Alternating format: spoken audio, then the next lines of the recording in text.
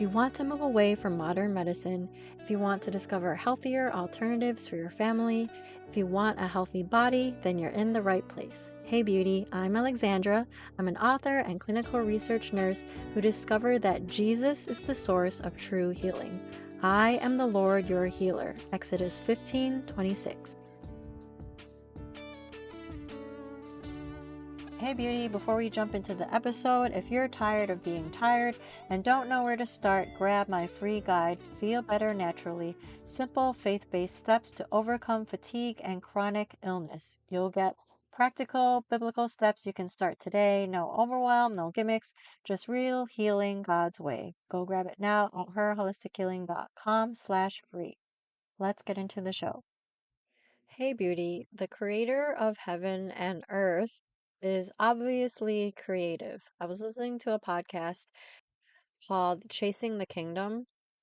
I've mentioned it before. He was talking about how he thinks that God is the most creative communicator. I love that he said this because there are so many times where I just want to hear God clearly. I want him to speak to me so clearly so that I know exactly what to do, so that I know that he is with me. But I've started to realize that God doesn't always communicate the way that we do. He communicates in all different ways. When we look at the Bible, we see in Jonah how God used a huge fish to get Jonah's attention. He also caused a donkey to speak. In the Old Testament, it says that he talked to Moses face to face, but to other people, he speaks through prophets. In the Bible, he also spoke through dreams and through angels. So we can see in the Bible that God speaks in all different ways. I've shared before how God has spoken to me, how one time just everything went blurry and I felt like the earth was spinning around me, and the only thing I could see was a Bible verse that was inside this prayer book that I was reading. I've spoken about a time where I really believe that God wanted me to make food for my neighbors. I knew that it wasn't just a thought that I had because I didn't really want to make food for them. To be honest, I don't really like making food for people. And actually, it happened again. This past week, I made cookies for the people across the street because I feel like God wanted me to. It's something that I don't really enjoy doing. I mean, I like making healthier cookies and healthier food for my family, but I want to be the one eating it and not making food for someone else. God also speaks through other people. I've mentioned before how there was this one time I was just scrolling through Facebook, which I don't do anymore, but when I was scrolling through Facebook one day, a friend of mine posted this. He posted, "If you don't love the Bible, just pray and ask God to help you love the Bible." I started praying that prayer and began to love the Bible. I believe that God was speaking to me through a friend of mine through Facebook. There was a time where I felt like God telling me to hang on just a little while longer. There was one time where I felt God say to me, "You are already strong, but this will make you stronger." There was another time where I felt like God telling me that He would be with me. I'm sharing this with you because if you're anything like me, sometimes you might feel discouraged because you feel like God is not speaking to you. I also want to read to you a couple stories from my book, Discover God's Health Wisdom, Exposing 8 Common Myths That Keep You Sick. This is a story of how a friend of mine turned to God when she was struggling with her health and God answered her prayer. A couple of years ago, I met Eva, a former farmer who told me how God provided healing through natural grass-fed farming. In her 20s, she was diagnosed with Crohn's disease and was prescribed steroids and sulfa drugs. After several years of symptoms, her health started to spiral downward. In her early 40s, she was diagnosed with rheumatoid arthritis. She recounted the following. After receiving another prescription of steroids, I sat in my car with my prescription and I literally cried out to God. I had a big conversation with God and I said, I know this is not what you want for me. You do not want me to be dependent on this drug for the rest of my life. Because I knew that I would just get sicker and sicker. I believed in my heart that He had healing in store for me, but I didn't know where to find it. I made a pact with Him that I would knock on every door until I found the answer that He had in store for me. When she went home that day, her husband encouraged her to visit his chiropractor's wife. The chiropractor's wife gave Eva the book, The Body Ecology Diet by Donna Gates. After 3 days of following the diet, Eva had no more symptoms of rheumatoid arthritis in her knees. Next, God led Eva to read The Maker's Diet by Jordan Rubin. After this, she was introduced to an organic farmer who uses traditional methods to produce unadulterated, nutrient-dense foods. Here's another story that a friend of mine shared with me from my book.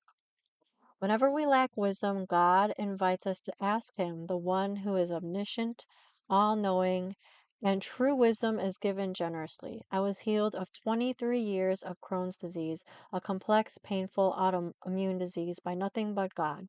When partial knowledge of humanity, science, told me there was no cure, God said, I am your healer, follow me. Science and knowledge are gifts from the Almighty One, yet they are not God. Science, when put in its rightful place, helps us, but when we believe the deception that academia, research, and humanity's partial understanding is more powerful than the one who created it all, then it controls us and leaves us susceptible to more deception. Taste and see that God is good. Do not allow Satan to exploit your pain further. Ask the great I Am to show you his love. He longs to have you close, heal your pain, and give you real power to overcome. Perfect love is victorious. This friend who wrote this snippet for my book, she did not experience healing right away. God took her on this healing journey, and it was so beautiful to witness. In the same way, my friend who used to be a farmer, the story that I read prior to this other story, God also took her through a process. She saw a chiropractor, she read a couple books, she started changing her diet. So God speaks to us through our circumstances, He speaks to us through books, He speaks to us through other people. I do want to say that we do want to be cautious when we feel like God is speaking to us. We always want to ask ourselves, does what I'm hearing align with the Bible? Does what I'm hearing or feeling align with God's character? Going back to some of the examples that I talked about before, I really feel like God wanted me to make food for my neighbors because that's an idea that I didn't have myself. I didn't really want to do it, but it aligns with his character because he wanted me to cook for our neighbors across the street because the lady had been struggling with chronic illness. And for the other neighbors, I had noticed that if the mom was into witchcraft and other things, so I've been trying to reach out to her. I invited her to church. She is such a sweet lady, and I just believe that God wanted me to bless her and her kids with something sweet. When I heard God tell me, you are already strong, but this will make you stronger, this aligns with James. In the book of James, it talks about counting it all joy when we face trials of many kinds, because we know that the testing of our faith will develop perseverance. Let persevere, perseverance finish its work, so that you may be mature and complete, lacking in nothing. I'm paraphrasing. When God told me to hang on a little while longer, it makes me think of that verse that says, let us not grow weary of doing good, for we will reap a harvest if we do not give up. Years ago, in the middle of Hurricane Ian, I was sitting down with my kids because we were all scared of the hurricane, and my youngest, I think he was 3 or 4 at the time, said that he heard God say, I will protect you, which definitely aligns with the Bible because God is our protector. God also communicates his love through different circumstances. I remember when I was pregnant with my first child, she was My kids are all the best blessings in my life, and I've told them this story before. When I was pregnant with my first child, we were so shocked because we were not planning on having a child yet. We had a trip planned overseas. We wanted to wait a little while longer before we had kids. And I just remember being so scared and so unprepared. But God, He blessed us with basically 6 baby showers. The bigger department at work threw me a baby shower, and then my closer core group of friends in the company threw me a baby shower. And then I had transferred from another department in that same company, and that prior department threw me a baby shower. My husband's work threw him a baby shower. My friends and family threw me a baby shower, and my small group at church threw us a baby shower. And I'm not the type of person that has a ton of friends or anything like that. That was God showing us that He would provide for the baby, and I'll never forget that. So I just hope that this encourages you today as I look back to my life when I was younger, to a time where I didn't really believe that God really spoke to anyone. I can see how He moved in my life and the ways that He communicated with me. He has protected me from things. He has put people in my life to comfort me. I'm sure He spoke to me and He communicated with me, but back then I wasn't really listening for Him. I wasn't really trying to listen to His voice. I was taught that God wanted a relationship with me, but I didn't truly believe it. So now that I believe it, and now that I'm looking for ways that God is communicating with me, I believe that it's easier to see Him now. It's easier to hear Him now. And of course, it always helps to ask God to change my heart, to transform my heart, to give me ears to hear and eyes to see. I really hope that this was encouraging to you today. If you feel like you can't hear God or you're not hearing Him as much as you want to, I really encourage you to dig into your Bible to learn more about the character of God and to not stop seeking Him. Jeremiah 29:13, you will seek me and find me when you seek me with all your heart.